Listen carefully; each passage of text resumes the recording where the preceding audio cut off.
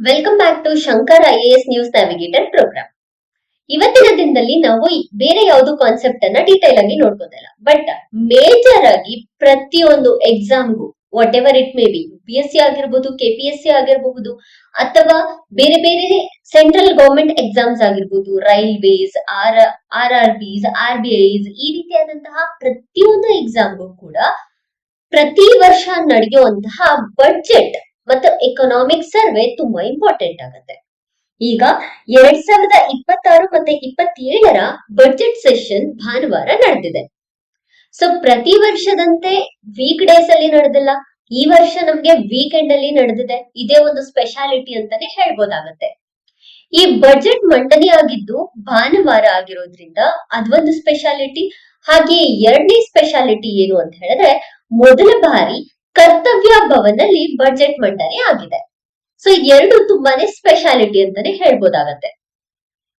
ಕರ್ತವ್ಯ ಭವನ್ ಆಗಸ್ಟ್ 2025ರಲ್ಲಿ ಹೊಸದಾಗಿ ಕನ್ಸ್ಟ್ರಕ್ಟ್ ಆಗಿ ಇನಾಗ್ರೇಷನ್ಸ್ ಕೂಡ ಮಾಡಲಾಗಿತ್ತು. ಇದೊಂದು ಕಾಮನ್ ಸೆಂಟ್ರಲ್ ಸೆಕ್ರೆಟರಿಯೇಟ್ ಬಿಲ್ಡಿಂಗ್ ಅಂತ ಕರೆಯಲಾಗುತ್ತೆ. ಬಜೆಟ್ ಬಗ್ಗೆ ಡೀಟೈಲ್ ಆಗಿ ನಾವು ನೋಡ್ಕೊಳ್ಳೋದಕ್ಕಿಂತ ಮುಂಚೆ ಬಜೆಟಿನ ಬಗ್ಗೆ ಕೆಲವೊಂದು ಕಾನ್ಸ್ಟಿಟ್ಯೂಷನಲ್ ಪ್ರಾವಿಷನ್ಸ್ ಗಳನ್ನ ನೋಡೋಣ.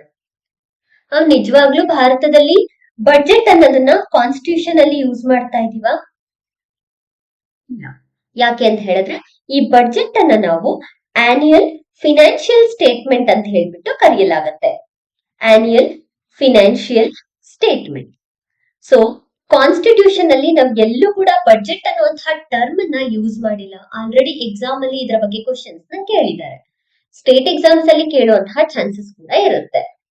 ಸೊ ಆನ್ಯುಯಲ್ ಫಿನಾನ್ಷಿಯಲ್ ಸ್ಟೇಟ್ಮೆಂಟ್, ಈ ಒಂದು ಸ್ಟೇಟ್ಮೆಂಟ್ ಅನ್ನ ಆರ್ಟಿಕಲ್ 112 ಅಲ್ಲಿ ಮೆನ್ಷನ್ ಮಾಡಿದ್ದಾರೆ. ಆರ್ಟಿಕಲ್ 112ರಲ್ಲಿ, ವಿಧಿ 112ರಲ್ಲಿ ಕಾನ್ಸ್ಟಿಟ್ಯೂಷನ್ ಅಲ್ಲಿ ಬಜೆಟ್ ಅನ್ನ ಆನ್ಯುಯಲ್ ಫಿನಾನ್ಷಿಯಲ್ ಸ್ಟೇಟ್ಮೆಂಟ್ ಅಂತ ಹೇಳ್ಬಿಟ್ಟು ಕರೆಯಲಾಗಿದೆ. ಒಂದು ಫಿನಾನ್ಷಿಯಲ್ ಇಯರ್ ಅಲ್ಲಿ ಗವರ್ಮೆಂಟ್ ಎಸ್ಟಿಮೇಟ್ ಅನ್ನ, ಅಂದ್ರೆ ಎಷ್ಟು ರೆಸಿಪ್ಟ್ ಬರ್ತಿದೆ, ಎಷ್ಟು ಎಕ್ಸ್ಪೆಂಡಿಚರ್ ಆಗ್ತಿದೆ, ಅಂದ್ರೆ ಎಷ್ಟು ಬರ್ತಾ ಇದೆ, ಎಷ್ಟು ಇನ್ಕಮ್ ಬರ್ತಾ ಇದೆ, ಎಷ್ಟು ಎಕ್ಸ್ಪೆಂಡಿಚರ್ ಆಗ್ತಿದೆ ಅನ್ನೋದನ್ನ ಒಂದು ವರ್ಷದ ತನ್ನ ಎಕ್ಸ್ಪೆಂಡಿಚರ್ ಮತ್ತೆ ಇನ್ಕಮ್ ಅನ್ನ ಹೇಳುತ್ತಲ್ವಾ, ಅದನ್ನ ನಾವು ಆನ್ಯುಯಲ್ ಫಿನಾನ್ಷಿಯಲ್ ಸ್ಟೇಟ್ಮೆಂಟ್ ಅಂತ ಹೇಳ್ಬಿಟ್ಟು ಕರಿತೀವಿ. ಸೊ ಆನ್ಯುಯಲ್ ಫಿನಾನ್ಷಿಯಲ್ ಸ್ಟೇಟ್ಮೆಂಟ್ ಅನ್ನ ಫಿನಾನ್ಸ್ ಮಿನಿಸ್ಟರ್ ಮಂಡನೆ ಮಾಡ್ತಾರೆ, ಬಟ್ ಅದನ್ನ ಟೇಬಲ್ ಮಾಡೋದು ಪ್ರೆಸಿಡೆಂಟ್ ಅವರು. ಸೊ ಕನ್ಫ್ಯೂಷನ್ ಆಗೋ ಚಾನ್ಸಸ್ ಇರುತ್ತೆ, ಬಟ್ ಅದನ್ನ ಟೇಬಲ್ ಮಾಡೋದು ಪ್ರೆಸಿಡೆಂಟ್ ಅನ್ನೋದು ನೆನಪಿರ್ಬೇಕಾಗತ್ತೆ. ಎರಡನೇದಾಗಿ ಆರ್ಟಿಕಲ್ 113, ಆರ್ಟಿಕಲ್ 113 ಕೂಡ ಇಂಪಾರ್ಟೆಂಟ್. ಯಾಕಂದ್ರೆ ಇದರಲ್ಲಿ ಎಸ್ಟಿಮೇಟ್ಸ್ ಹಾಗೂ ಡಿಮ್ಯಾಂಡ್ಸ್ ಫಾರ್ ಗ್ರಾಂಟ್ಸ್, ಸ್ಟೇಟ್ಸ್ ಗಳಿಗೆ ಗ್ರಾಂಟ್ಸ್ ನ ಕೊಡ್ತಾರಲ್ವಾ, ಅದರ ಗ್ರಾಂಟ್ಸ್ ಗಳನ್ನ ಮತ್ತೆ ಎಸ್ಟಿಮೇಟ್ಸ್ ಗಳನ್ನ ನೋಡಬಹುದಾಗುತ್ತೆ. ಇದರಲ್ಲಿ expenditure charged upon the consolidated fund of India, consolidated fund of India ಇದೆ ಅಲ್ವಾ, ಅದರಲ್ಲಿ ಎಷ್ಟು ಎಕ್ಸ್ಪೆಂಡಿಚರ್ ನ ಚಾರ್ಜ್ ಮಾಡಿದ್ದಾರೆ ಅನ್ನೋದನ್ನ ಇಲ್ಲಿ ಡಿಸ್ಕಸ್ ಮಾಡಲಾಗುತ್ತೆ. ಬಟ್ ಯಾವುದೇ ರೀತಿಯಾದಂತಹ ವೋಟ್ ಅನ್ನ ಮಾಡಲ್ಲ. Which is nothing but consolidated fund of ಇಂಡಿಯಾದ ಎಕ್ಸ್ಪೆಂಡಿಚರ್ ಅನ್ನ ಇಲ್ಲಿ ಡಿಸ್ಕಷನ್ ಮಾಡ್ತಾರೆ. ಆದ್ರೆ ಇದು it is not subjected to vote. Next article 114, ವಿಧಿ 114, ಇದು ಅಪ್ರಾಪ್ರಿಯೇಷನ್ ಬಿಲ್ ಬಗ್ಗೆ ಹೇಳುತ್ತೆ. ಅಪ್ರಾಪ್ರಿಯೇಷನ್ ಬಿಲ್ ಬಗ್ಗೆ ಕನ್ಸಾಲಿಡೇಟೆಡ್ ಫಂಡ್ ಆಫ್ ಇಂಡಿಯಾ ಇಂದ ಮನಿಯನ್ನ ವಿಡ್ರಾ ಮಾಡೋ ಹಾಗಿಲ್ಲ ಅಂತ ಹೇಳ್ಬಿಟ್ಟು ಹೇಳುತ್ತೆ. ಅಂದ್ರೆ ಕನ್ಸಾಲಿಡೇಟೆಡ್ ಫಂಡ್ ಆಫ್ ಇಂಡಿಯಾ ಇಂದ ಮನಿಯನ್ನ ವಿಡ್ರಾ ಮಾಡ್ಬೇಕಂತ ಹೇಳಿದ್ರೆ ವಿ ನೀಡ್ ಅಪ್ರಾಪ್ರಿಯೇಷನ್ ಬಿಲ್ ಅಂತ ಹೇಳ್ಬಿಟ್ಟು ಈ ಒಂದು ಆರ್ಟಿಕಲ್ ಹೇಳುತ್ತೆ. ಸೊ ಅಪ್ರಾಪ್ರಿಯೇಷನ್ ಇಲ್ದಲೆ ಕನ್ಸಾಲಿಡೇಟೆಡ್ ಫಂಡ್ ಆಫ್ ಇಂಡಿಯಾ ಇಂದ ಅಮೌಂಟ್ ಅನ್ನ ವಿಡ್ರಾ ಮಾಡೋ ಹಾಗಿಲ್ಲ. ಸೊ ಇದಿಷ್ಟು ತುಂಬಾನೇ ಇಂಪಾರ್ಟೆಂಟ್. ಈ ಮೂರು ಆರ್ಟಿಕಲ್ಸ್ ಕೂಡ ಎಕ್ಸಾಮ್ ಅಲ್ಲಿ ಕೇಳುವಂತಹ ಚಾನ್ಸಸ್ ಇರುತ್ತೆ. ಹಾಗಾಗಿ ಈ ಮೂರು ಆರ್ಟಿಕಲ್ಸ್ ಗಳನ್ನ ಬಹಟ್ ಮಾಡಿದ್ವಿ. ಈ ಬಡ್ಜೆಟಿನ ಥೀಮ್ ಏನು? ಪ್ರತಿ ವರ್ಷ ಕೂಡ ಬಡ್ಜೆಟ್ಗೆ ತನ್ನದೇ ಆದ ಥೀಮ್ ಇರುತ್ತೆ. ಈಗಿನ ಥೀಮ್ ಬಂದ್ಬಿಟ್ಟು ಯುವ ಶಕ್ತಿ ಡ್ರಿವೆನ್. ಯಾತಕ್ಕಾಗಿ ಯುವ ಶಕ್ತಿ ಡ್ರಿವೆನ್ ಅನ್ನೋದನ್ನ ತಂದಿದ್ದಾರೆ ಅಂತ ಹೇಳಿದ್ರೆ, ವಿಕಸಿತ್ ಭಾರತ್ 2047ರೊಳಗಡೆ ಭಾರತ ವಿಕಸಿತ್ ಭಾರತನ ಅಚೀವ್ ಮಾಡ್ಬೇಕನ್ನೋ ಕಾನ್ಸೆಪ್ಟ್ ನಮಗ್ ಗೊತ್ತಿದೆ. ಲಾಸ್ಟ್ ಇಯರ್ ಬಜೆಟ್ ಅಲ್ಲಿ ತಗೊಬಂದಿತ್ತು. ಈ ವಿಕಸಿತ್ ಭಾರತದ ಒಂದು ಫೋರಂ ನಡೆಯುತ್ತೆ. ಅಲ್ಲಿ ಭಾರತದ ಯಂಗ್ಸ್ಟರ್ಸ್ ಗಳ ಐಡಿಯಾವನ್ನ, ಈ ಡೈಲಾಗ್ ಅಲ್ಲಿ ಭಾರತದ ಯಂಗ್ಸ್ಟರ್ಸ್ ಗಳ ಅಂದ್ರೆ ಯುವ ಜನತೆಯ ಬೆಸ್ಟ್ ಇನೋವೇಟಿವ್ ಐಡಿಯಾಸ್ ಗಳಿಗೆ ಇನ್ಸ್ಪೈರ್ ಆಗ್ಬಿಟ್ಟು ಈ ಬಾರಿಯ ಬಜೆಟ್ ನ ಥೀಮ್ ಬಂದ್ಬಿಟ್ಟು ಯುವ ಶಕ್ತಿ ಡ್ರಿವೆನ್ ಅಂತ ಹೇಳ್ಬಿಟ್ಟು ಕರೆಯಲಾಗ್ತದೆ. ಅಂದ್ರೆ ಭಾರತದ ಯುವ ಜನತೆಯಲ್ಲಿ ಅಷ್ಟು ಇನೋವೇಟಿವ್ ಐಡಿಯಾಸ್ ಗಳು ಇದೆ. ಅದರಿಂದ ಎಕನಾಮಿಕ್ ಡೆವಲಪ್ಮೆಂಟ್ ಮತ್ತೆ ಸೆಕ್ಟೋರಲ್ ಡೆವಲಪ್ಮೆಂಟ್ ನ ಮಾಡಬಹುದು ಅನ್ನೋದು ಇದರ ಮುಖ್ಯ ಉದ್ದೇಶ ಆಗಿದೆ. Main focus Viksit Bharat 2047. Last time ತರಾನೇ ಈ ಟೈಮ್ ಕೂಡ ಗವರ್ಮೆಂಟ್ ಸ್ಟ್ರಕ್ಚರಲ್ ರಿಫಾರ್ಮ್ ಹಾಗೂ ಪಬ್ಲಿಕ್ ಇನ್ವೆಸ್ಟ್ಮೆಂಟ್ ಕಡೆ ಫೋಕಸ್ ಮಾಡ್ತಿದೆ.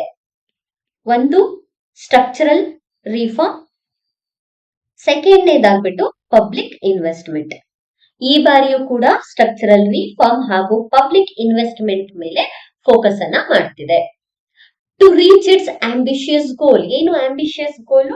To reach Viksit Bharat. So Viksit Bharat ಅನ್ನ ಅಚೀವ್ ಮಾಡೋದಕ್ಕೋಸ್ಕರ 2047 ಅಚೀವ್ ಮಾಡೋದಕ್ಕೋಸ್ಕರ ಸ್ಟ್ರಕ್ಚರಲ್ ಅಂಡ್ ಪಬ್ಲಿಕ್ ಇನ್ವೆಸ್ಟ್ಮೆಂಟ್ ಮೇಲೆ ಹೆಚ್ಚಿನ ಫೋಕಸ್ ಅನ್ನ ಮಾಡ್ತಾ ಇದೆ. ಸೊ ಮೇನ್ ಇಂಟೆನ್ಷನ್ ಏನು ಅಂತ ಹೇಳಿದ್ರೆ transform aspiration into achievement. Aspiration ಅನ್ನ ಅಚೀವ್ಮೆಂಟ್ ಆಗಿ ಟ್ರಾನ್ಸ್ಫಾರ್ಮ್ ಮಾಡೋದು, ಜೊತೆಗೆ potential to performance, execution work ನ ಮೇನ್ ಆಗಿ ಮಾಡ್ಬೇಕು ಅನ್ನೋದು ಈ ಬಾರಿಯ ಬಜೆಟಿನ ಮುಖ್ಯ ಉದ್ದೇಶ. ಇಲ್ಲಿ ಯಾವ್ದ್ರ ಮೇಲೆ ಹೆಚ್ಚಾಗಿ ಫೋಕಸ್ ಮಾಡ್ತಿದೆ, ಹೈ ಗ್ರೋತ್ ರೇಟ್ ಎಲ್ಲಿಂದ ಬರ್ತಿದೆ ಅಂತ ಹೇಳ್ತಿದ್ದಾರೆ ಅಂತ ಹೇಳಿದ್ರೆ ಎನರ್ಜಿ ಸೆಕ್ಯೂರಿಟಿಯಿಂದ, ಜೊತೆಗೆ ರೆಡ್ಯೂಸ್ಡ್ ಕ್ರಿಟಿಕಲ್ ಇಂಪೋರ್ಟ್ ಡಿಪೆಂಡೆನ್ಸ್, ಬೇರೆ ಮೇಲೆ ಡಿಪೆಂಡ್ ಆಗಿದೀವಲ್ಲ ಅದನ್ನ ರೆಡ್ಯೂಸ್ ಮಾಡಿರೋದ್ರಿಂದ, ಫಾರ್ ರೀಚಿಂಗ್ ಸ್ಟ್ರಕ್ಚರಲ್ ರಿಫಾರ್ಮ್ಸ್ ಗಳು ಇಂಪ್ರೂವ್ ಆಗಿರೋದ್ರಿಂದ, ಫಿಸಿಕಲ್ ಪ್ರುಡೆನ್ಸ್ ಇಂದ, ಜೊತೆಗೆ money stability, strong trust on public investment, citizen benefit from government actions, domestic manufacturing capacity. ಇದರಿಂದ ಹೈ ಗ್ರೋತ್ ರೇಟ್ ಆಗಿದೆ ಅಂತ ಹೇಳ್ಬಿಟ್ಟು ಹೇಳಿದ್ದಾರೆ. ಅರೌಂಡ್ 7% ಜಾಸ್ತಿ ಆಗಿದೆ ಅಂತ ಹೇಳ್ಬಿಟ್ಟು ಹೇಳಲಾಗಿದೆ. ಬಟ್ ಇದ್ರಲ್ಲಿ ಮುಖ್ಯ ಇಂಪಾರ್ಟೆಂಟ್ ಏನು ಅಂತ ಹೇಳಿದ್ರೆ 3 ಪಿಲ್ಲರ್ಸ್. ಏನು 3 ಪಿಲ್ಲರ್ಸ್? ಇದನ್ನ 3 ಕರ್ತವ್ಯಗಳು ಅಂತಾನೆ ಹೇಳ್ಬೋದಾಗತ್ತೆ. ಕರ್ತವ್ಯ ಅಂತ ಹೇಳಿದ್ರೆ ಡ್ಯೂಟೀಸ್. 3 ಕರ್ತವ್ಯಗಳನ್ನ ಇದ್ರಲ್ಲಿ ಮೆನ್ಷನ್ ಮಾಡಿದ್ದಾರೆ. ಯಾವ್ಯಾವ ಕರ್ತವ್ಯದ ಮೇಲೆ ಇಲ್ಲಿ ಫೋಕಸ್ ಮಾಡಿದ್ದಾರೆ ಅಂತ ಹೇಳಿದ್ರೆ, ಮೊದಲನೇದಾಗಿ ಫಸ್ಟ್ ಕರ್ತವ್ಯ ಏನು ಅಂತ ಹೇಳಿದ್ರೆ accelerate and sustain economic growth. ಇದರಲ್ಲಿ ಪ್ರೊಡಕ್ಟಿವಿಟಿ ಹಾಗೂ ಕಾಂಪಿಟೇಟಿವ್ನೆಸ್ ನ ಎನ್ಹಾನ್ಸ್ ಮಾಡಲಾಗುತ್ತೆ. ಇದು ಮೊದಲನೆಯ ಕರ್ತವ್ಯ. ಎರಡನೆಯ ಕರ್ತವ್ಯ ಬಂದ್ಬಿಟ್ಟು fulfil citizen aspirations and building capacity. ಇದರಲ್ಲಿ ಸ್ಟ್ರಾಂಗ್ ಸೊಸೈಟಿಯನ್ನ ಬಿಲ್ಡ್ ಮಾಡುತ್ತೆ. ಸ್ಟ್ರಾಂಗ್ ಸೊಸೈಟಲ್ ಕೆಪಾಸಿಟಿಯನ್ನ ಬಿಲ್ಡ್ ಮಾಡಿಬಿಟ್ಟು ಅದರಿಂದ ಅಂದ್ರೆ ಜನಗಳ ಕೆಪಾಸಿಟಿಯಿಂದ ಭಾರತದ ಪ್ರಾಸ್ಪ್ಯಾರಿಟಿಗೆ ಜನಗಳನ್ನೇ ಪಾರ್ಟ್ನರ್ಸ್ ಆಗಿ ತಗೊಂಡ್ಬಿಟ್ಟು ಗ್ರೋತ್ ನ ಮಾಡ್ಬೇಕು ಅನ್ನೋದು ಇದರ ಸೆಕೆಂಡ್ ಕರ್ತವ್ಯದ ಮುಖ್ಯ ಉದ್ದೇಶ. ಮೂರನೇದು ಥರ್ಡ್ ಕರ್ತವ್ಯ ಏನು ಅಂತ ಹೇಳಿದ್ರೆ ವಿಷನ್ ಆಫ್ ಸಬ್ಕಾ ಸಾಥ್ ಅಂಡ್ ಸಬ್ಕಾ ವಿಕಾಸ್, ಅಂದ್ರೆ universal access to resource and amenities. So resource ಅನ್ನೋದು ಒಬ್ಬರಿಗೆ ಮಾತ್ರ ಸೀಮಿತವಾಗಿರೋಕ್ಕಾಗೋದಿಲ್ಲ. ಭಾರತದಲ್ಲಿರುವಂತಹ ಎಲ್ಲಾ ಫ್ಯಾಮಿಲೀಸ್ ಗಳಿಗೆ, ಎಲ್ಲ ಕಮ್ಯುನಿಟೀಸ್ ಗಳಿಗೆ, ಎಲ್ಲ ರೀಜನ್ ಹಾಗೂ ಎಲ್ಲಾ ಸೆಕ್ಟರ್ಸ್ ಕೂಡ ರಿಸೋರ್ಸ್ ಸಿಗ್ಬೇಕು ಅನ್ನೋದು ಥರ್ಡ್ ಕರ್ತವ್ಯದ ಮುಖ್ಯ ಉದ್ದೇಶ, ಅಂದ್ರೆ ಮೂರನೆಯ ಡ್ಯೂಟಿ. ಸೊ ಈ 3 ಡ್ಯೂಟೀಸ್ ಮೇಲೆ ಭಾರತದ ಈಗಿನ ಬಜೆಟ್ ಡಿಪೆಂಡ್ ಆಗಿದೆ. So let see one by one. Next government ಏನ್ ಮಾಡಿದೆ ಅಂತ ಹೇಳಿದ್ರೆ ಒಟ್ಟು 6 ಪಿಲ್ಲರ್ಸ್ ಗಳನ್ನ ಫೋಕಸ್ ಮಾಡ್ತಿದೆ ಫಾರ್ ದ ಎಕನಾಮಿಕ್ ಆಕ್ಸಿಲರೇಷನ್ ಮಾಡ್ಬೇಕು ಅಂತ ಹೇಳ್ಬಿಟ್ಟು ಒಟ್ಟು 6 ಪಿಲ್ಲರ್ಸ್ ಗಳಿಗೆ ಫೋಕಸ್ ಅನ್ನ ಮಾಡ್ತಾ ಇದೆ.